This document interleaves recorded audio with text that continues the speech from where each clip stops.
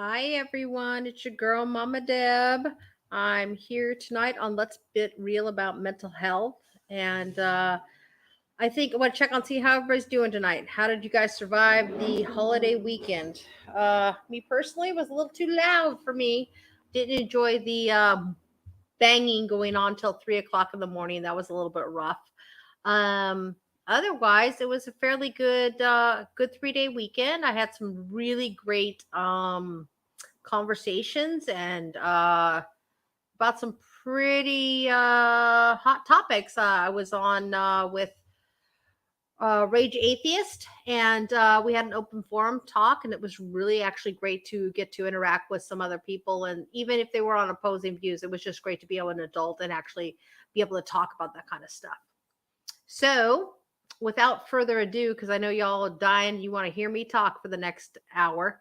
Um, we're going to talk about the stress that aging and dying parents put on your mental health. And this is a really hard topic in the fact that as a 52-year-old woman, my father-in-law now lives with me. So it is actually something that I'm dealing with in my life right now.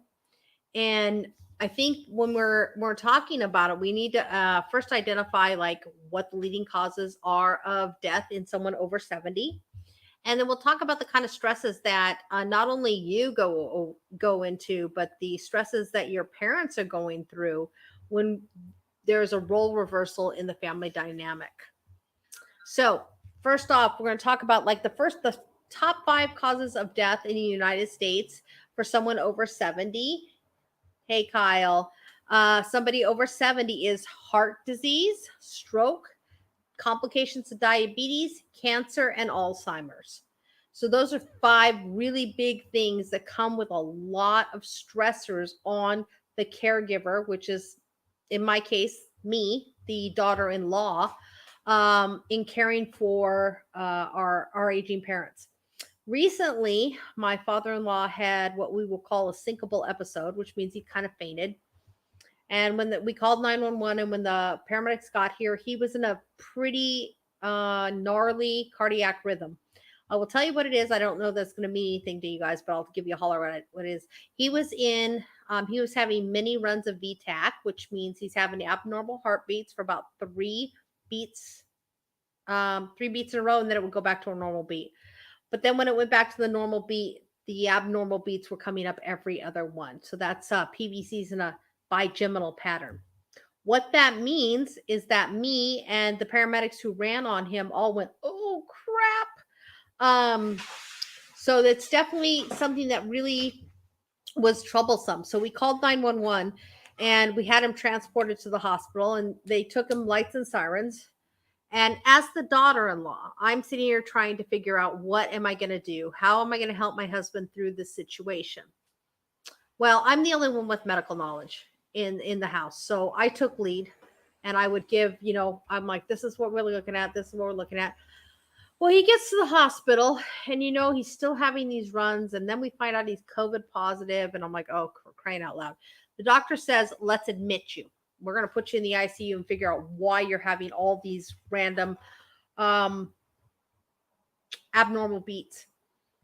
And my father-in-law straight out looked at him and said, no, I am not going to be admitted to the hospital. This is something that is normal for me, and I'm not staying. And my eyes got just so big, and I dropped my head into my hands, because the doctor then turned to me and says, as a paramedic, can you please talk some sense into him? And my husband replied with, good luck. Yeah, good luck is right, because he's so stubborn. He's 72 years old. He's lived his life this way for so long, and now he's only lived with us for like a year now. And I said, you know what, you guys, you're going to do what you have to do, but this is what I have to say to you. This could kill you. And if you're having a heart attack, I am not going to be responsible for it.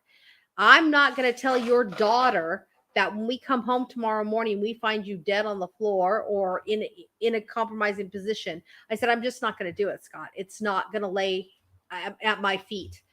So he's like, well, I don't care. I'm going home. I said, well, okay, I said my piece. I think you're wrong. I think you need to be in the hospital. I think this is what we should do. And if you don't agree with me, that's fine. You have your own autonomy and you make your own decisions at this point. But I'm not going to be blamed for it. I'm just not, because there's a whole lot of he said, she said going on in the dynamic of the family. And, we get him home and he's still sicker than a dog, but yet he will not acknowledge that he probably should have stayed in the hospital.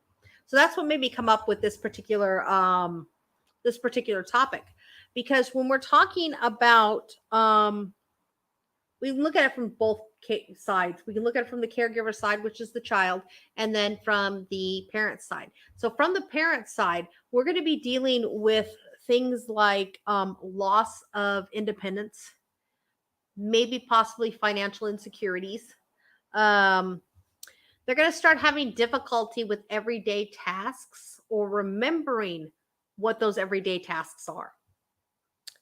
And they're also going to have to be concerned about increased health problems. And they're also going to have to be concerned with end of life preparations. So when we, as their children, come in and we start taking care over and we start taking care of our parents, those stressors now become our stressors. Because I have my father-in-law living with me, and he was very upset when he got the ambulance bill. It's like $1,000. And he's like, well, why didn't you guys just take me? I'm like, oh, hell no, I'm not putting you in my car when you look like that. Forget it. And we just had to tell him, hey, you just need to call your insurance. I'll be happy to call your insurance for you, and I'll figure out what the copay is, and we'll get it all figured out. He's like, no, I can do it. I can do it. So that's the first thing that you have to realize when you're taking care of your aging parents, is that they are going to be stubborn. They are going to fight tooth and nail for every ounce of their independence that they can still have. It has been said in some, well, not in some research, it's been said in a couple of discussions I've had with memory care people who run memory cares, is that the actual biggest and the worst blow to an aging parent isn't giving up control of their medicine or anything like that. It's giving up their driver's license, because that is the last ditch thing, that last thing that they have to prove their independence. They can get along independently without you. So as a child taking care of our parents, we're going to start seeing a lot of changes in the stressors. Okay. Number one, you're going to be dealing with your parent who does love you. Okay. But they're going to be mean. They're going to be ornery, and they're going to be stubborn. The reason being is they're losing their sense of self. So we have to be aware of the fact that they're losing their sense of self. It's nothing personal. It's what I tell families all the time. Do not make it a personal issue. Okay. You can't do that, because if you make it a personal issue, it's going to attack you. You're going to think, oh my God, my father who's always said he loved me, or my mother who always loved me, is now saying, I hate you. You're not the boss of me. You can't make me. So you have to put that line down. You have to not take things personal. And it is one of the hardest things that you're going to do as a caregiver to your parents. It absolutely is, because it feels like it's personal, because that's the person who raised you.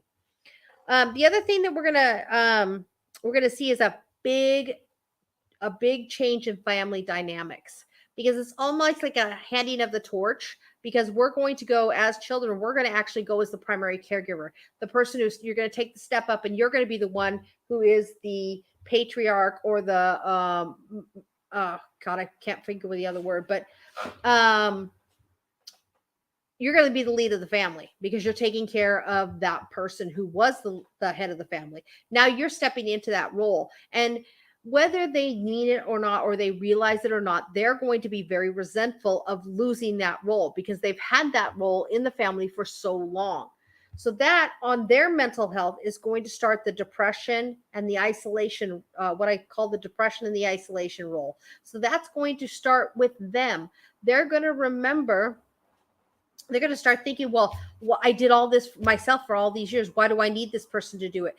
And the other thing that's super important, big point here, is that you have to remember that your parents are going to start forgetting. They don't remember that they forgot to take their meds, and they need you to remind them. That is a real fact.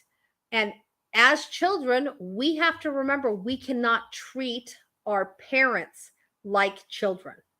Okay. That's going to build even more resentment towards the caregiver because you have to still give them the voice. You have to still give them a chance. Now, it may sound like I am advocating trickery here. And you know what? I am, because when it comes to things like heart medication, diabetic medication, cancer medicine, anything like that, those are essential to life. So if you have to trick your parent into taking them, do it, but do not fight with them about it. They say, I'm not going to take it, walk away and say, you're right, you don't have to take it, and mash it up and put it in their food. I know that sounds terrible, you guys, but we're, as the new caregivers, we have to try to preserve the relationship that we have with our parents. We have to preserve that and give them that dignity, because when they lose all dignity, and they're going to, it's so hard on them, so very hard on them. When I talk about losing dignity, I'm talking about, you guys, when it comes down to it, you're the caregiver. You know what this means. You guys, all who are listening, know what this means. At some point, we're going to end up changing our parents' diapers, adult diapers, or helping them to the bathroom, or helping them with their hygiene. Okay. That is so hard for the parent to take. As a child, I'm like, don't worry about it. It's no big deal, whatever. Duh. Okay. If I was taking care of my father, can you imagine what my father would think? Oh my God, my daughter is wiping up my penis. Can you imagine how absolutely just frustrating, and just, it would take away every ounce of dignity that I had. And that is an important factor, you guys, that we have to take into account, because they're going to lose their dignity. Okay. And we can't just say, oh, don't worry about it. Okay. You can't just say that. You have to actually mean it and come up with some other way to deal with that. If your father has a real problem with it, then you better get one of your brothers over, or any other male in the family, because that won't be that bad as his daughter seeing that. Okay. You have to adapt when we're talking about these kinds of situations. If you do not adapt, you're going to be seeing that your mental health is going to start taking a toll. It's going to start taking a toll on your mental health, because your parents are losing their dignity, and losing your dignity actually, it works up to anger, and you're going to start building resentment. Okay. So when we're talking about these situations, it's important to remember that it's not only your mental health that's going to be taking some hits, it's your parents as well. So we have to really play the game. Okay, and play the game sounds really like I'm kind of casual about it, but when we're, it's almost like a game, because you have to have, this piece goes here and this piece goes here, and this is how I have to handle this, and this is how I have to handle that, and then it'll all come together as a group, and it'll be cohesive.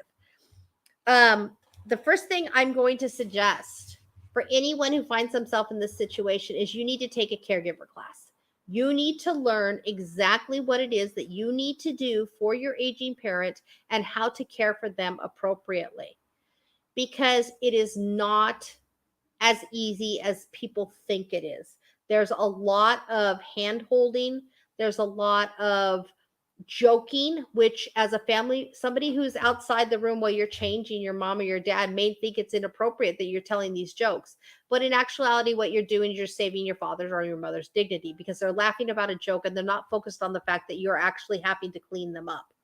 And that's a huge loss of their dignity when they can no longer get to the bathroom in time, or they can no longer remember what the urge to go to the bathroom means. That is something that robs them of their dignity. So my other suggestion is that you have a support group. You, as the caregiver, have a support group. And that support group would be one that has a backup. You have to take one day off a week. Even if you take it in just a couple hours here, a couple hours there, you have to have the time off, because you have to rejuvenate yourself, because you're the one who's in the lead. You're the one who's taking charge. You have to be able to take care of yourself. Self-help, self-love has to still be a really big part of the equation, because if you don't, then you're going to find that you're starting to resent your parent, and you're going to start feeling the toll on your mental health. And you don't mean to resent your parents. You don't think your parents are actually getting sick on purpose. Nobody thinks that. Nobody thinks that. That's in the right mind anyway, I would say, because nobody chooses to get sick like that. It is not something that I'm going to not going to put myself up for. I'm not going to say, you know what, I want to sign up and get Alzheimer's so I can make my kids wipe my behiney when I'm older because I don't remember how. That's not something anybody would sign up for. It just doesn't make any sense. The other thing when we're talking about taking care of yourself and making sure that you take care of your parent as well as taking care of yourself, the other big hit on our mental health for both parties is isolation. The parent is now dependent on you to get them out to do things, and you are having a loss of social life because you are no longer able to go out and do the things you used to because you're caring for an aging and dying parent. The best thing that you can do for yourself and your parent is to continue to have a social life. Okay. If your mom or dad is a big bingo person, make sure you still take them to bingo. I know it's hard. I know it's hard to get them ready and get them out of the house. I know that's difficult, but it's important that you still give them that social interaction so that they don't go through isolation, which will then lead to depression. And the same thing for you. You have to go out and see people when you are there with them at their bingo or whatever it is. Make sure you're talking with other people, maybe other caregivers, maybe other children of aging and dying parents. Make sure you talk, get out there and get that social interaction. And again, a fall back to what I said, one day a week you have somebody else come in and care for them so that you can get out and get your social interactions. Because again, if we don't, we're going to be held in, we're going to have isolation, which is going to lead to increased depression and even anxiety. The other thing is that we have to learn how to, as the children, we have to learn how to navigate the insurance world. And that is enough to give me a headache just thinking about talking about, because you have to be able to figure out what my parent has to pay, how much their copay is, what is this, what is that, and you have to be able to navigate that. And being able to navigate that is, there are classes out there, and I would highly recommend that you take the classes and prepare yourself, because the insurance game is an absolute joke. If you don't read all the fine print, then you're not going to have the answers that you need. So you're better off taking a class where there's a professional explaining to you what the fine print means. And because at this time in their life, they're usually on Medicare. And there are classes for that. There are classes that tell you, okay, if this person has this going on, you should probably sign up for this part of Medicare and that part of Medicare. And that's important because you want to make sure that your parent has access to the proper care. And then when we're, and if, well, sorry, gosh, untie my tongue there. When we're dealing with that, we're going to talk about like the stressors. That is a huge stressor on us. So again, when you have to go to these classes and you take your notes, you do everything that you can, okay? I highly suggest again that you get a group of caregivers, maybe online, wherever you want to find them, and you guys can sit down and discuss it as a group, because you're going to find that you're not alone out there. You're going to find that there are many children who are taking care of their parents, many. And it's super important that you find a support system, because you can have your support system for your mental health disorder, but not everybody in that group is doing what you're doing in caring for your aging and dying parent. So you have to have people who are in the same situation as you so that you can actually feel heard. You can feel heard. All right. And so the big problem that comes up with this is that you have siblings, if you have siblings, that are not caring for them, not in the physical way you are. So how do you ask those people to contribute to the care of your parent without stepping on toes? In my family, okay, it is well known in my family with my 3 kids. We joke about it, but that's just truth. Whoever takes care of the parents or has the parents living with them, they do not have to bear financial burden. Okay. The other 2 will help with the financial burden. Okay. And that's fair. And that is actually right, in my opinion, but you might have a different opinion. And the reason being is because I'm working. I'm taking care of this person every single day, which stops me from working myself. Or if you do become their caregiver through the Medicare, Medicaid classes, and whatever state you live in, classes you have to take, then you are getting a little bit of payment, but it's really not enough. And that's like a paycheck. So you have to help with your own family. You have to make your household run on that paycheck. So when the parent complains, and they're going to complain, oh, Deb did this, and Deb didn't let me do that. And they're going to call, of course, they're going to call their kids, and they're going to be like, hey, why is Dad complaining that you wouldn't let him have mac and cheese? Well, Dad has a heart condition, and he's limited to how much cheese he can eat because of his cholesterol, and he only gets it once a week now. So to avoid those conversations, you guys, and those complications, you need to let your siblings in on exactly everything that is going on. But be firm, because if you are the primary caregiver, you set the rules. Okay? You have to set the rules because you take care of them. Taking care of them is such a huge burden that other people don't get to chime in on what you're doing for your family member. It does not work that way. If you do not take that lead role, you're going to find yourself compromised and becoming depressed and more socially isolated and anxiety, because you're going to find you have to deal with your siblings all the time. And if you're allowing them to question what decisions you make, then you're going to start feeling rejected. You're going to feel like you're less than, because they're always questioning what's going on. They have the right to question. They absolutely do. But they do not have the right to make rules when you are the one caring for them. They absolutely do not. Wow, that's some heavy stuff, isn't it? So I remember when my grandmother was dying. And, she had dementia. And as soon as my grandpa was gone, the dementia just got really bad. She would call certain people like 5, 6, 7 times a day and try to talk to them about the exact same thing over and over again. And at some point, you had to shut off your phone. After the 7th phone call from grandma, I'm like, oh my Lord. You have to shut off or have to ignore it. I was in constant contact with my brother Robbie and his family, who were taking care of grandma. And I was like, grandma just called me and said this.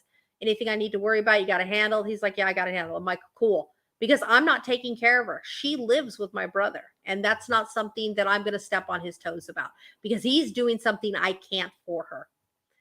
Well, one day she called me and she was so mad. Oh, she was cursing up a storm. Go figure. My grandma cursing. Now y'all know where I got it from. She was cursing up a storm. She was so mad at my dad. And I'm like, what did Dad do? What did Dad do? She says, he took my goddamn scotch away. I said, oh, your scotch, Grandma? She says, yes, my scotch. You make him bring me my scotch back, or you get in your car and you bring me more scotch. I said, I will deal with this. I will call Dad right now. She goes, well, why don't you just bring me some more scotch? Well, she forgot she lived in Montana. I lived in California. That was not going to happen. I said, well, I'll tell you what, let me make a few phone calls and I will call you back. So I called my dad. I said, why did you take away this woman's scotch? Well, she shouldn't have it at her age. Why, Dad? She's dying. She absolutely can have that damn scotch. She's got dementia. She's 90 years old, and we're getting ready to put her on hospice care. Let her have her damn scotch. He says, I don't think it's appropriate. Really? Because you're making Robbie's life really rough, the one who's caring for her, because all she's doing is crying about, I want a drink. I said, you can't do that, Dad. Bring the damn scotch back. So what ended up happening is he brought the scotch back. I had scotch delivered to Robbie's house to make sure she had it. So there was extra bottles. And, my dad's like, it's just not right, you guys telling me how to care for my mom. Pops, you're not caring for your mom. Your son is, and you need to give your son support. So can you see where I'm talking about how you have to really take a stand when you are the person dealing with them? You're giving her meds. You're doing this. You're doing that. You're taking her to the bathroom. You're getting up in the middle of the night. You're making sure she's changed and looks good and everything and is eating. That's what's on your table. That's what's on your plate. You can't allow other family members to absolutely come in and just run roughshod over you because they aren't there every day taking care of that person. There is a certain amount of respect and support, I guess, that needs to be given to the family member who is doing it. And questioning them or having them being questioned is not the way that you support that person at all. You absolutely have to be there, support them, and do what is right by them. So the other thing we need to talk about, you guys, and this is a big one, and I think this is the part that's so hard for us as children. There may be a time when you have to place your family member in either like hospice care or a memory care unit, or maybe just into like long-term care. It is probably the hardest call that you will ever make as a child. It absolutely is. And why do I say that? Because many children feel like they are giving up on their parent. You're not giving up on them. You're not. But what you're realizing is that you've been pushed to your point where your physical health and your mental health needs a break and they need to go into a home or go live with someone else. That is the right thing to do for you, because if you don't take care of yourself, you cannot take care of your parent. You just can't. And in the situations that I have been in, I used to run a memory care and an assisted living. I would tell people all the time, they're like, I just feel like a failure. I can't believe I have to place them here. I just shouldn't do that to them. And I would say the most loving thing that you can do for your parent at this point is to place them.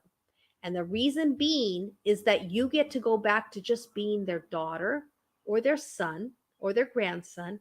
And you get to come visit and have those wonderful memories and share them and eat dinner with them and not worry about when the meds are given and not worry about having to clean them up or if they've taken a shower. That allows you, that decision that people make allow you to just step back and be the family member and just support your parents through communication and daily or weekly visits or whatever it is. You get to bring in their favorite treat and they get to be happy to see you again instead of looking at you like, oh Christ, you want me to take my medicine again? Ugh. Well, when you walk in and they're eating, you're like, oh, I brought you a cupcake because today's your special day or whatever. They're excited to see you again. And that shift in that dynamic is absolutely so important, because you don't want your parent to pass away and feel like they maybe resented you or did not like you in their later stage of life, because that's something you have to live with. They're going to pass away, and that's something you as a child is going to have to live with, and that can take a huge toll on your mental health. You start questioning yourself. Did I do the right thing? Was it right to keep them home the whole time? Was I good enough for them? I shouldn't have yelled at them, because it's a natural thing. When you get frustrated, you get angry and you yell, and you don't mean it. You don't mean any of it. Just like they don't mean it when they yell at you. It's something that happens in the dynamic when you are taking care of an aging and dying parent. It happens. There's a full shift where you go to in charge, and then there's another shift where you have to back off and maybe let some professionals take care of them so that you can come back to being the loving child. And my best piece of advice, you guys, when we're talking about dealing with aging and dying parents, if you have a parent who has Alzheimer's or dementia, or maybe they're just getting forgetful, don't correct them. If they think it's 1972 and they're talking about the day that you were born because they think you're their sister, don't correct them. Don't argue with them. It's not worth it. Enjoy the story of 1972 about how she went into labor and gave birth to you. Enjoy the story of Uncle Joey, who died 5 years before you were born, and the silliness that happened in their childhood. Because those are precious memories that you are creating that you are going to take with you for the rest of your life. And that is something that no one can take away from you. And it's very important to us as children that we have those memories of our parents. Okay? We need those memories. We need to hear the fun times. And if they're happy and they want to talk, like I said, about 1972, let them talk. There's no sense in correcting it. They're not going to remember. They're not. And you're fighting a losing battle. Just let them have their moment, be happy for them, and actually engage in the story. Like, oh, grandma, what happened next? Grandma, what can you tell me about Uncle Roger? I don't know anything about Uncle Roger because he passed away, a long time ago. And she'll probably tell you all these great things about her brother and what happened. I mean, I learned that my grandfather had a brother who was 102 years old, not 100, yeah, 102 years old when he died. No, I'm sorry, it was a great uncle. He was 102 years old when he died. And he went out and he said, I'm going to take a nap under a tree. And he never woke up again. What kind of great story is that? That's a story that I have. Like, oh my God, I had a relative that lived to be 102 and he was just like, I'm tired, I'm taking a nap and it's done. That's fantastic. That's a piece of my history that I would have never had I chose to argue with my grandma that day about what the date and time was. It doesn't matter. None of it matters. I was called my mom, who is my dad's first wife. I was called my mom almost the whole time. She's like, oh, Patty, it's so nice to see you, because I resemble my mother very much. And it wasn't worth arguing. I'm like, oh, okay, Anne, how are you? And da da da da. And then halfway through the conversation, she go, oh, Debbie, when did you get here? Oh, I just walked in, Grandma. Where'd your mom go? Oh, she had to leave. That created so many fun memories. And I don't like scotch, y'all, but I drank some scotch with my grandma, and that is a memory I will hold on to for the rest of my life. There's nothing better. And some doctors may disagree with me, but that is the best memory I have of my grandma in her latter years, was that we drank scotch, and I got a little shitty because she can drink scotch. Okay. And it was so nice to be in there and laughing and joking and carrying on. And my brother got the afternoon off. I went down for a week to give him a break, and he got that time off from being the caregiver, and I got to create beautiful and wonderful memories. So I think the next thing we need to talk about, and it is, this one's rough too, y'all. When it's time to replace them, we put them in a home or done the most loving thing that we feel we can do as a caregiver. What happens when it's time? When it's time to put them on hospice care, or it's just time to make decisions. It is super hard to watch the person who has been your strength, your guider, taught you how to love. It's really hard to watch them get frail and old and eventually pass away. But what we have to do as children is we have to acknowledge what our parents want to have done when that time comes around. We have to acknowledge it, and we have to stand by it. If you don't feel like you can stand by your parents' wishes of having a DNR and being let go, do not make yourself, don't give yourself power of attorney over medical decisions. Don't do it. If you feel you're going to question them and it's going to be too hard, you find someone who can do it. Don't put yourself in that position, because if you put yourself in that position for the rest of your life, you're going to be questioning, did I do wrong by Dad by not following what he wanted? Or did I give up too early? Should I have fought harder? Should I have made Dad change his mind? Either way, you're going to take some serious damage to your mental health because you didn't realize that you had it in you. You either did or did not have it in you to make that final decision. Okay? I have it in me to make those decisions. I absolutely 100% do, because I totally believe in following people's wishes. I absolutely do. And I happen to live in a right to die state. I live in Oregon. So here in Oregon, if you have a terminal illness and the doctor, you go through procedures with the doctors, you can take medication and you can end your life. If that is what my parent chooses to do, I will be there. I will hold their hands. I will kiss them on the forehead, and I'll say, sleep well. And maybe we'll see each other again. Maybe we won't, because I don't know what the heck happens after this life. But you have to be prepared to do what they want. Okay. Some people are like, after they're gone, I'm just going to do whatever I want with their body. Why would you do that to yourself? Why would you think? In some cultures, it's not acceptable to cremate. But if your parent wants to be cremated, please do yourself the favor and let them have their final wish. Okay?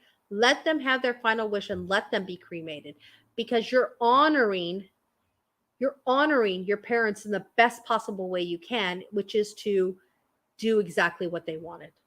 Okay? I had a hard time with it. My aunt said, nope, I don't want to be buried, don't want to be cremated, nothing. Donate my body to science. I was like, what? Had never heard of it. Never heard of it. And you know what? I was like, okay. I think I was 18 or 19 years old when this happened. I was like, really? You can do that? First, I didn't know. And, we did. We donated her body to science, and that's what she wanted. And I have no regrets about, we had to have a family vote because it was a mess. And I sided on her side, and I said, I'm going to go with whatever she said she wanted. She wanted to be donated to science, then bless her. She's going to go and she's going to help people become trained as doctors, paramedics that are going to save other people's lives. So when you look at it like that, it's really hard to say no. You have to take yourself out of your personal feelings and remember what they wanted, remembering what they needed to have happen and how they wish for it to happen. Me personally, I want to be cremated. So does my husband. My children think I am sick in the head because I told them all I collect salt and pepper shakers. And I told them all, I'm salt, he's pepper, and you're to keep some of our ashes in them and put them somewhere in your house. They're like, oh my God, can you imagine if somebody like grabs and says, here's a salt and pepper shaker? And you're like, no, that's my mom and dad. I'm not saying put it on the table, kids, but I'm saying that's what we want. That's what we want. We don't want to be buried. So, I asked my kids, I'm like, please just respect what we want. Respect what we want. Now, when we start talking about them passing away and the strains, you see all the strains, you see where it's coming together, you guys. Like, you have to really go into it with the mindset that I'm going to care for my parent, but in order to care for my parent, I must take care of myself. It's very important that you do it because it is so hard on you. Okay. It is very hard on you. My dad, oh yeah. And the story leads into it, but my dad had shortness of breath one night, and my stepmom called me and said, hey, your dad's in the hospital. I said, okay, what's going on? She says, I don't know. He's just short of breath and he has some chest pain. Okay, well, my dad had a heart attack before. So I'm thinking, well, okay, it's a cardiac issue. We'll figure it out, right? Well, I get the phone call from my stepmom. She's like, I don't know what they have to do. And I said, well, what's going on, Karen? She goes, they found 14 blood clots in your dad's lungs. And I said, 14 in both? And she says, yes, 14 in each lung, or it was something to that effect. It was in the teens in each lung. I said, well, okay, first off, Karen, get him transferred out of this little podunk hospital you're at and get him up to Missoula, Montana, where St. Pat's is, and they can take care of that. She goes, yes, they're transferring up. I said, okay. She goes, Deb, I need you. I need you to come here and I need you to help me because I can't take care of your dad like this. I said, okay. Called off sick for like 2 weeks. Went to Montana to take care of my dad. Now, in this situation, I had to be incredibly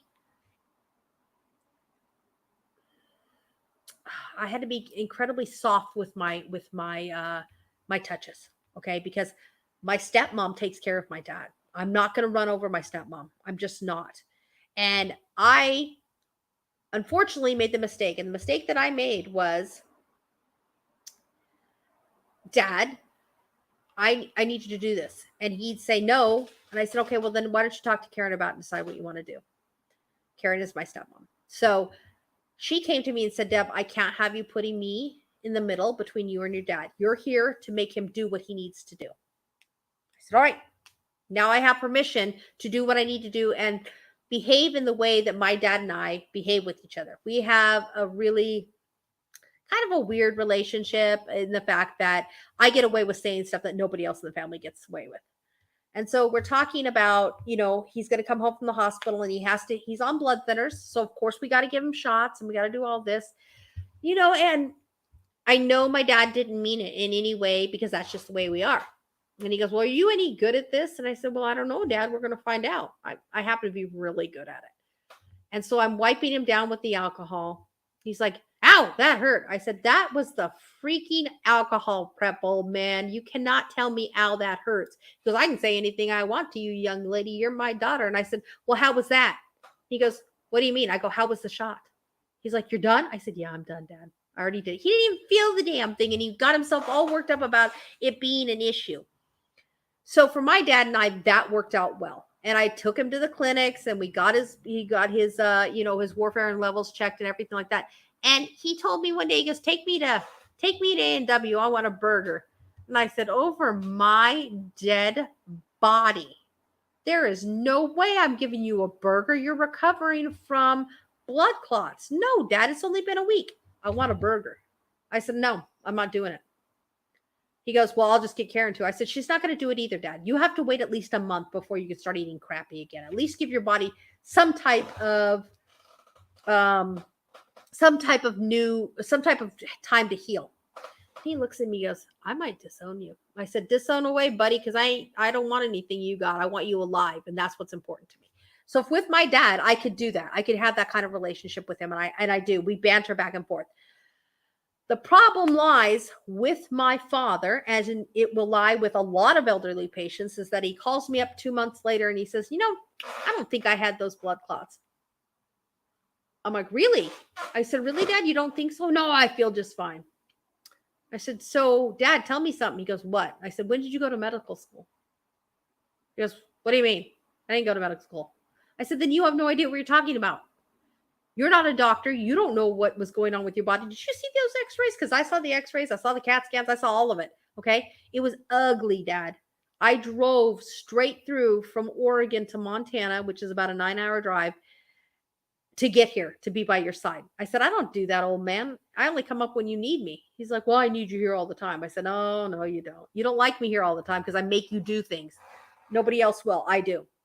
So he decided he was going to rewrite his medical history and was like, I didn't have a heart attack 3 or 4 years ago. I didn't have blood clots. I don't need to wear Ted hose because those are girls. Those are girl socks.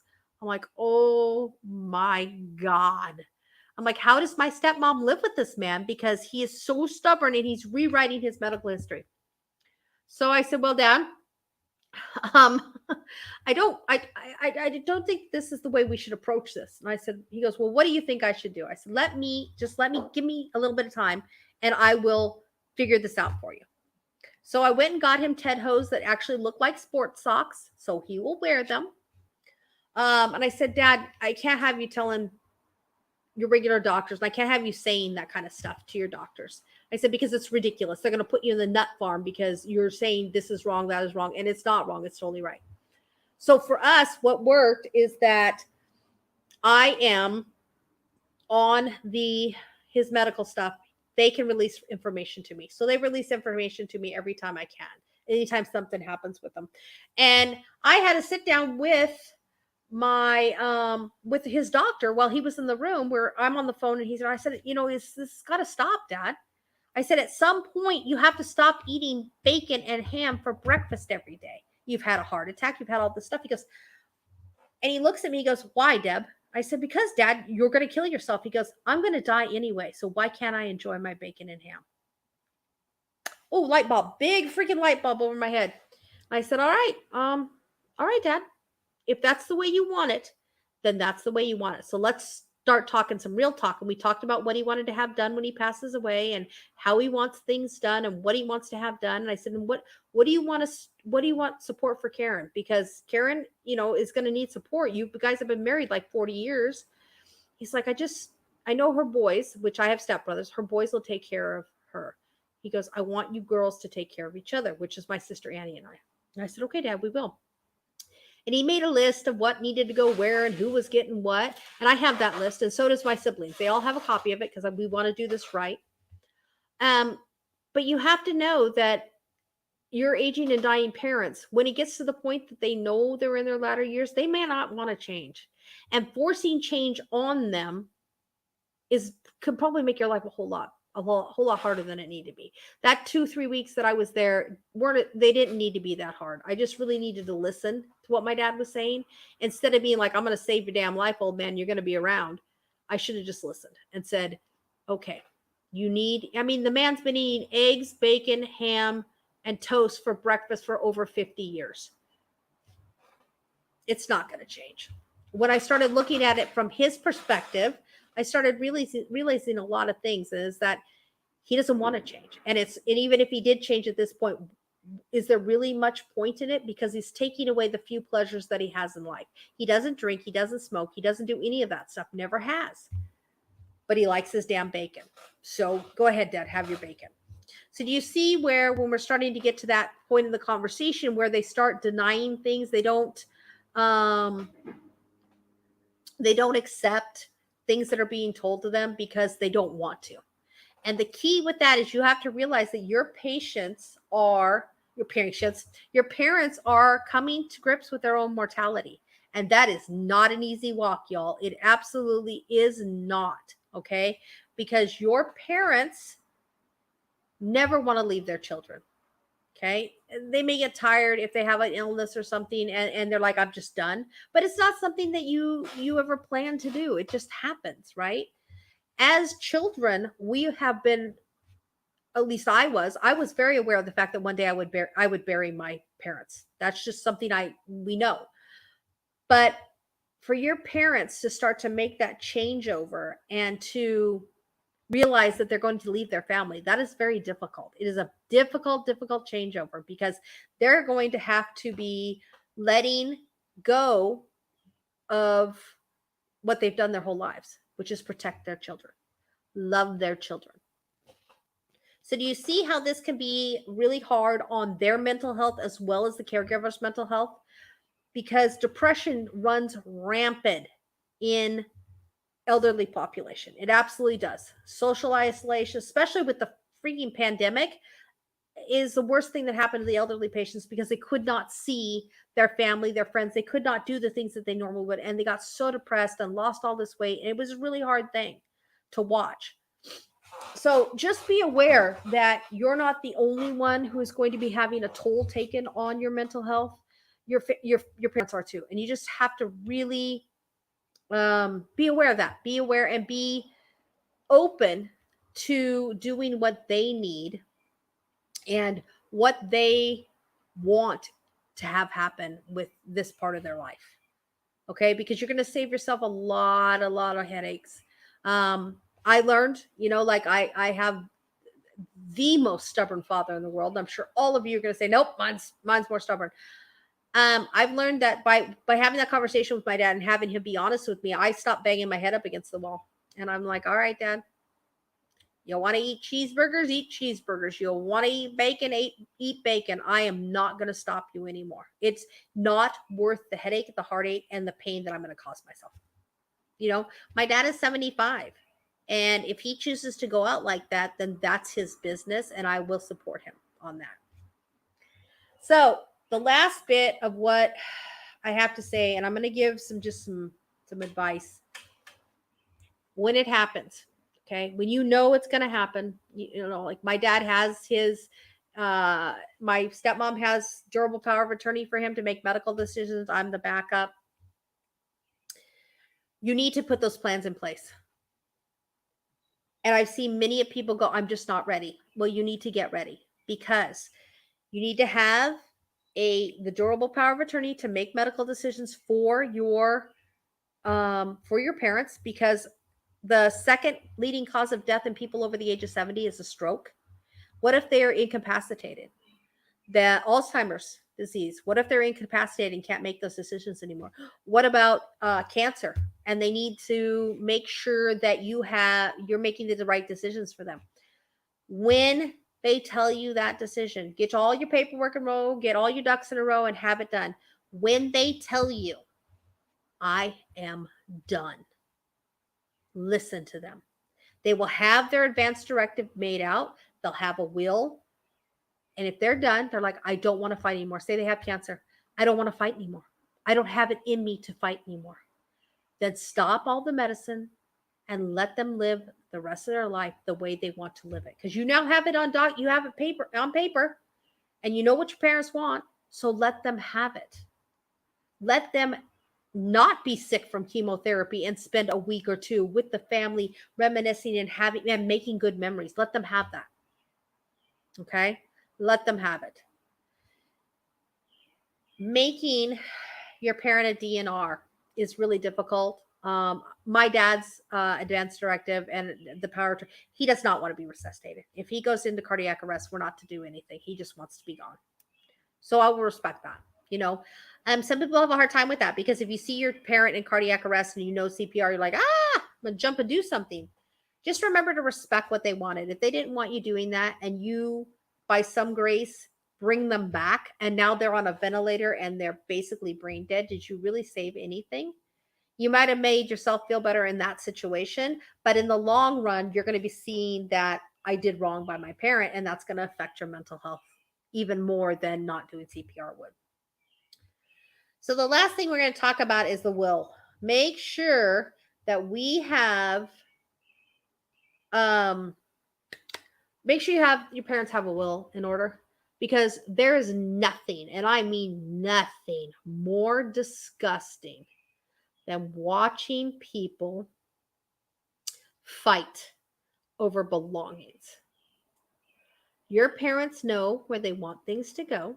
My grandparents knew where they wanted things to go. We were told to do a very certain thing, and it didn't get done. It did not get done. Certain things were to go to certain people. And my grandmother knew that they were dying, so she started giving it away before she died. And that was good because it was like a free for all. It was awful when she passed away. So make sure that you're telling your parents, hey, let's get a will. Let's figure out what you want to do with your things.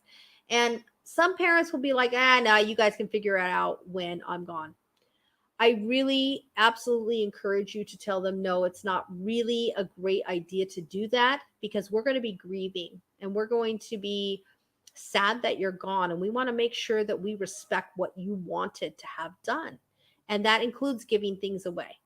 And the reason I'm advocating for this so hard, you guys, is because nothing tears a family apart faster than fighting over materialistic things.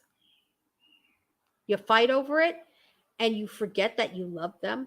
You forget that your loved one is gone. And I want you to start thinking, when you start thinking about it, or if you find yourself in that situation, you need to just really step back and ask yourself, is this what he or she would have wanted? Would he want us fighting over this crap? Because I know, and I'm sentimental, as so sentimental. And things are attached. I have a whole box of my grandparents' stuff. I have some great and great grandparents' stuff. My husband has them, and I keep it in a box. And I look at them, and they make me smile every day. But they were not worth fighting with my aunt over. They were not worth fighting with my sister over. No, absolutely not. And on my other side, my mom, none of us children are the executor of the will, and none of us know what have power of attorney. My daughter does. Her granddaughter does. And that puts a lot of pressure on my daughter. It shouldn't be her. It's not hers to bear. It is mine and my sister's to bear. But my mom doesn't trust us. There's a lot of mental issues there that But so my daughter's like, this is what she wants. I said, okay, if that's what she wants, then that's what's going to happen. She goes, Mom, how am I going to enforce this? I said, with your dad and I standing right behind you, because I won't let people bully or do what they think they can do to my daughter. Well, first off, she wouldn't allow it, but I'm going to also be there to support her. Now, do I think it's right? Do I want something different? Yeah, I would probably want something a little bit different, but it's not mine to decide. It's my mom's. And you respect the wishes when it comes down to their last wishes and what they want in their will, where they want things going. You respect that. And the reason that you respect it, because even in the long run, you are going to find that it is much less straining on your mental health. Because if you fight over materialistic things, you're not going to have your brothers or sisters to comfort you in grief. You're not going to have, at the wake, you're all going to be sitting in separate corners, drinking, getting madder and madder and madder. That's not what this is about. This is about remembering the person who's passed away and the good things that have happened. And talk about the memories. Talk about, whatever the case may be, whatever it is, the funny things. Remember those. And then when you need to talk as a caregiver, you need to talk about the whole experience that you had. Caring for your parent is difficult. It is going to, even if everything goes perfect, it's going to take a toll on your mental health. So the last thing that I would suggest, if you are a caregiver for an elderly parent, I would really suggest that you actually consider getting in to see a therapist. So you could talk about some of the feelings that are coming up, and you feel bad about those feelings, and you got mad because your dad or mom said something. And you're like, oh, you lost your temper. Okay, well, you're going to feel bad about that. You're going to feel bad. Well, God, I yelled at my dad. And he's just, he's just being him. That's why I suggest that you seriously get a therapist so that you can truly talk to somebody who's going to be able to talk to you and not have judgment, not be a family member. Someone, I can't think of the word I want, but it is a party that does not have a dog in the show, or what have you, someone who's not related, because you don't want to have any type of judgment from people who are related on you. And there's no shame in losing your temper. There's shame if you abuse them, but there's no shame in losing your temper and saying, I have got to have a break. So please remember these things if you're ever faced with this situation. I have a friend that I talk to about, what's going on with my father-in-law, and I talked to another friend and got validation for what I was thinking. I'm like, this is just not right. I can't believe he walked out of that hospital. And someone was able to tell me, no, he should have been in like the cardiac ICU, which is what I was thinking all along. So I was able to get validation, and I was able to talk to these people and realize that, how I handled it, which was to state my position and say, this is what I think. This is my years of medical knowledge. You guys know what it is. But if you're not going to listen to me, I'm going to put my head down, and I'm going to let you go do what you're going to do. And I'm not going to argue with you, but you know where I stand on this. And that was the best possible outcome for me. And I think it's because I've gotten used to taking care of my own father that I'm able to do that with my father-in-law. So I think I've bored you guys enough. If there's any questions, comments, concerns, I don't see back flagging anything. So I think that there isn't any. Okay, question. Yes, there are forms that you need to get. It is probably feasible to fill them out yourself, but I absolutely would not suggest it. I would not suggest it. I would suggest taking the time to get the attorney, and that way no one can say to you, you just did it this way because you filled them out. I think that in these situations, we really do need to protect ourselves, because there's going to be a lot of hurt and a lot of just grief, and grieving causes things to be said that aren't necessarily true. It's just the pain that you're going through. So I would not suggest doing it yourself. I would suggest having an attorney draft it. As far as the advance directive, that one you truly can do yourself. And in fact, I think you have to do it yourself. But the wills and the power of attorney, that one, I would suggest going to a lawyer. I think you have to for those ones. But the DNR and the advance directive, you do not have to have those filled out by an attorney. You can do those yourself. And I think it's also really important that you have, in my personal opinion, is that you need to have them in place. And when you have them in place, bring somebody else with you. Bring a sibling with you, an aunt, whatever, and make sure that there's another person in that room with you, so that in the long run, you can avoid any accusations or any hurt feelings against by another family member. So we're going to talk about, you can go through your primary care. That's exactly what you need to do. Your primary care physician can do the DNR and help you with the advance directive. The most important thing I can say, when you have that paperwork on hand, you guys, there's several things you need to do. Number one, you need to have a copy of it. In every single doctor that your family member has to have a copy of the DNR. Absolutely. Also, keep extra copies in your home, because if you do end up calling 911, you need to have that advance directive so you can show it to them and say, hey, this is what they want. This is what they don't want. Why would you be calling an ambulance for that? I'll explain what that is you wouldn't have to, just because they're dying doesn't mean they have to die in pain.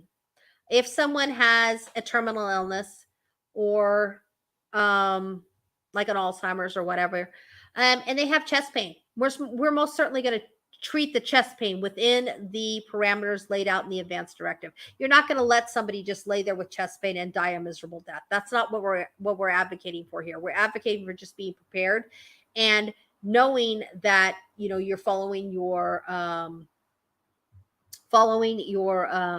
parents' wish. You can also keep one in your car in case you have to go to the hospital. But the other thing I would suggest is I would honestly put one on. Well, my dad lives in a very small town, so we put one on file at his local hospital and at the hospital where he would be transferred if there was any specialty care needed. We put it on file at the hospitals, and that's nice to have because they can pull it up and they see it. But I think that's a luxury of living in a small town. I don't think that will work in a big city. Did that answer your question? Farron, did that answer your question okay? Oh, here we go. Yes. I'm going to say that I agree with you 100%, Farron. A lot of men do have this problem, and I actually suffer from this problem also because I am extremely stubborn. I know my body, and I know when something's going wrong and I need to go see a doctor. I don't want to go to a doctor unless I absolutely have to. But the thing is like when you have an aging parent, this is really important, you guys, and you got to figure out how to do it with your parent. You need to go to the doctor with them.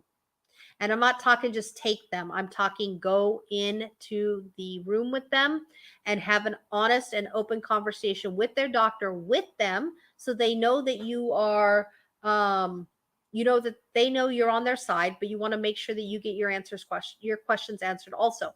So, like you can say, sometimes my dad doesn't like to take his diabetes medicine until really late at night. And I'm not sure that that's a good idea. Could you explain to me why he should or should not be doing that? Because that gives your dad his power because that's what he wants to do. And you're like, I'm not saying you're wrong, Dad. I just want to get the doctor's opinion. And it's really hard, especially with men, to get them to allow you to go into that room with them because they're the ones who've been the providers and they take care of everything. But at some point they have to realize that they might need taking care of also. And I've never said that to my dad. I've never said, I'm going to take care of you. I always have approached it as, Dad, I really need to get these questions answered so that Karen has all the information she needs for when I go home. And he usually caves to that because he loves my stepmom desperately and he doesn't want to make her life any harder. So if I get all these questions answered for him, it's going to make Karen's life easier. Which in actuality, that is true, but it also puts us to a place where he can hear the doctor go, no, that is not a good idea. So he doesn't think it's just me or my brothers coming at him with some demand that we made up, if that makes sense. Okay, I'm just looking to see if we have any other questions. We have one. What is that? Oh, yep. Yeah, Farron, that is totally true. Stubborn. Men, you guys, I don't know. I don't know. My grandma was super stubborn also, because boy was she a stubborn coot. This is excellent advice, and I really like that you. Oh yeah, absolutely. Randolph, I 100% believe in the bodily autonomy. In all situations, I believe in it.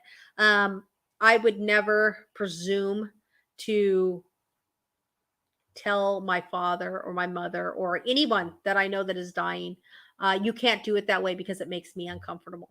Doesn't matter if it makes me uncomfortable. What it is it's all about them and what they want done. And I just have to be able to address that issue and go with it. And that's something else, you guys. If you are not cut out to be a caregiver, there's no shame in that. There's absolutely no shame in that. I am cut out to be a caregiver. I've done it my entire adult life. I've worked in medicine my entire adult life.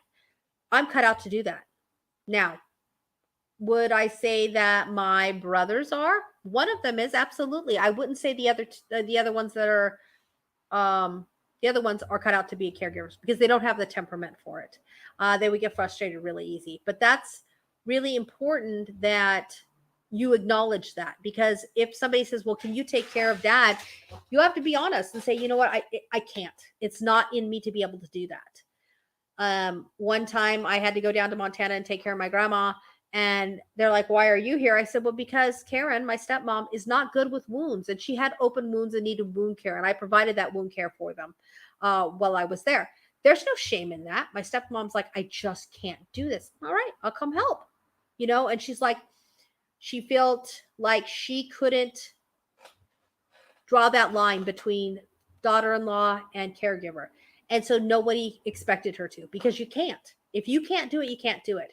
And it was more important to her, and I agree with her on this one, is more important that she be there for my grandma as her daughter-in-law, not as her caregiver, because they were like best friends. They went everywhere together. So that was more important. And I happen to agree with her. We needed somebody else to come down and do the wound care, and I was happy to provide that for my grandma.